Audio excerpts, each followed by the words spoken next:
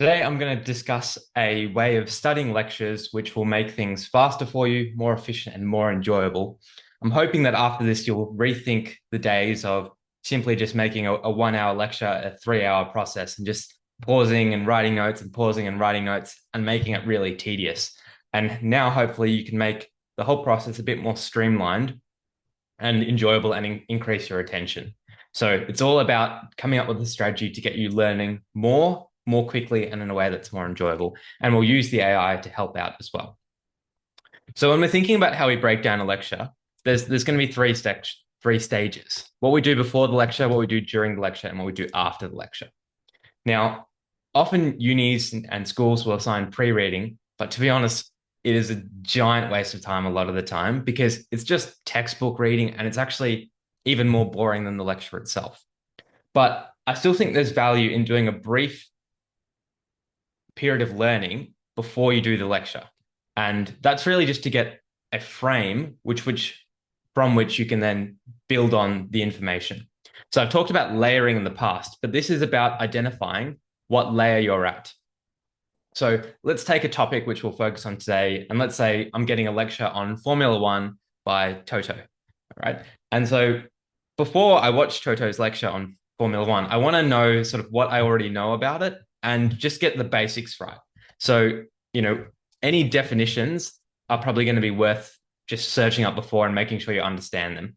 Otherwise, you don't want to jump in and hear terms like understeer, oversteer, slipstream, and then just have no idea what they mean and then have to pause and search them up. So see if you can get the definitions down pat. See if you can get a brief structure of the major topics. So essentially, if you can develop some sort of contents page for the lecture, that's going to be helpful. And just the broad ideas. And you want to be able to explain the most simple layer to a 5-year-old. I say that because let's say we're talking about Formula One, and let's just imagine the most basic questions that I can be asked. Why is it called Formula One? What's the difference between Formula One and Formula Two? I might say the cars are faster or like the engine's more powerful, but there's a difference between just reading the information from pre-learning and actually being able to understand that. So learning and understanding are not the same thing. So what I'd suggest is find a basic resource. The AI can help because the AI, you can just ask it to explain this to me at an easy level and then a medium level. But a basic resource, Teach Me Anatomy is very good for anatomy, but something that uses plain, simple language and just covers the most broad things. And you want to interact with that maybe for 5 or 10 minutes. Once you've done that to learn the definitions and the major topics, you then want to try and explain for 5 minutes just to the wall or a teddy bear what the major ideas of that topics are. Okay. So let's ask the AI.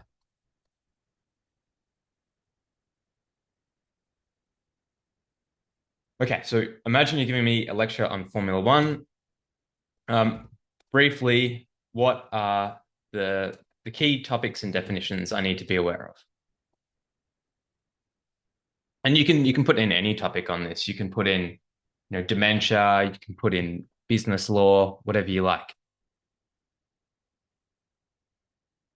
Okay, so it's governed by the FIA. Now, look, when you go like through this, like this is like beyond basic. So what you can say perhaps is to write in paragraphs, and explain in medium or difficulty. Now I know a little bit about the F1 already, so I can probably skip the sort of easy level, but then this might be a reasonable start. But we also don't want it to be too long. Okay. That let's just make it a bit shorter just for the sake of learning. We don't want to bore ourselves out before our pre-learning. All right, so this is reasonable. Okay, so we have a Grand Prix, circuit the streets around the world, 10 teams, 2 drivers. Great. Tells you about the race weekend, and now we know what things like pole position are. We know what sprint race is. Okay, here we go. Now I don't know what downforce is, so let's read this bit. The car shape is engineered to create downforce, which helps the car stick to the track during high-speed corners. Teams make quick pit stops. Okay. Understeer and oversteer. Great. So then already from that, it's a short thing that takes us 2 minutes to read. We have an idea about some key terms, downforce, understeer, oversteer, and about, broadly speaking, what the F1 is. So now, just for 2 minutes, I might just present that and just recite what I can actually recall. Okay. So this whole process before the lecture should only take 5 or 10 minutes. I don't want it to be tedious, but this will help. So then you can say, F1 is sort of a racing league, which is the highest level of single person racing. They have a series of races across the calendar, and they construct these within a race weekend where you essentially have qualifying day and race day and some practice sessions.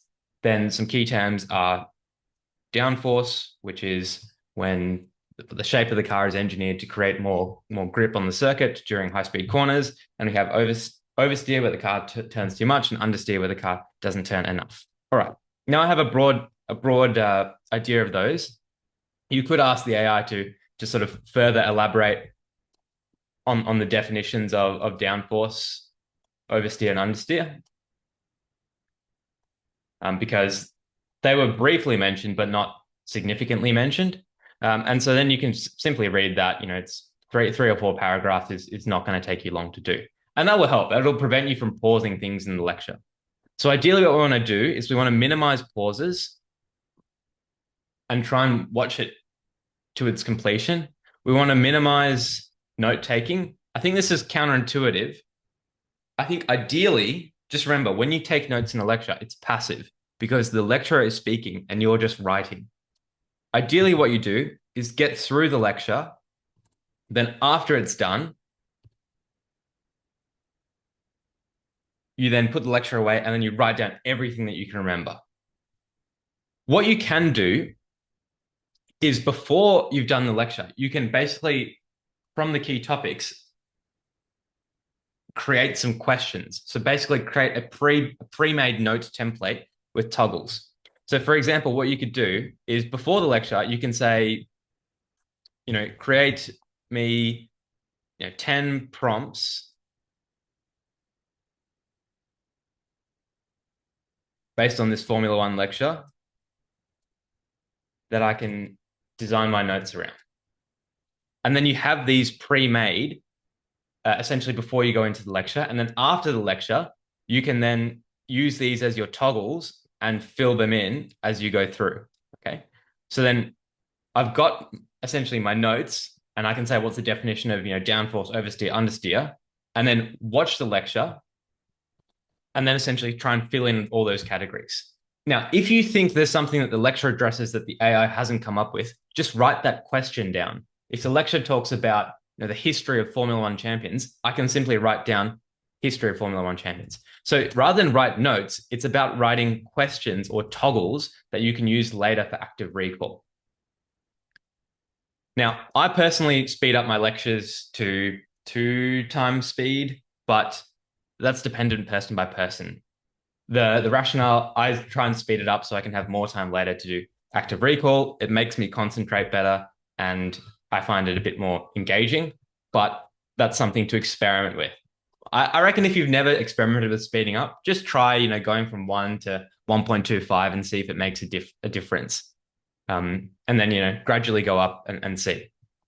Okay, so we talked about after the lecture, you need to write down everything you can remember / fill in the toggles, or, give a brief speaking presentation. This won't take you long, but it should be active. One of my favorite things to do is let's say in a class, if your friend's not there, what I basically do is go on Messenger, write down everything I remember about the lecture, so it's active, and then just send it to the friend. So then they have a set of notes and you've done something active, and you can use those as notes as well. Then really you should be evaluating, am I sort of confident with this topic? But one thing I haven't discussed, and you can probably do this during the lecture more than anything else, is the level of detail. Now, for most unis, right, we'd have, well, in med at least, we'd have six lectures a week for 12 weeks. Okay, so 72 lectures. And from that, there might be 150 questions on the exam related to those lectures. So it's essentially 2 questions per exam. Okay. So 2 questions per lecture. Now, if you're in a 1 hour lecture, you have like 4 or 5 pages of notes with all these detail, like all of that just for 2 questions, which are probably only 2 lines. You've got to think. So what you really want to do is, even if you're playing it safe, even if you learned 10 or 20 areas that they were most likely to test, that's what you want to focus on. You should choose the level of detail that you want to learn because you're not going to remember everything. Try and just learn what's high yield and don't worry about this fine detail. In my experience, the things that come up on the exams are things that come up many times, maybe in a lecture, in a practical class, in practice questions online. If it's some really niche thing, that's very, very hard to be the type of person who wants to learn every single thing. And that's, I think, where the enjoyment gets stripped out of it.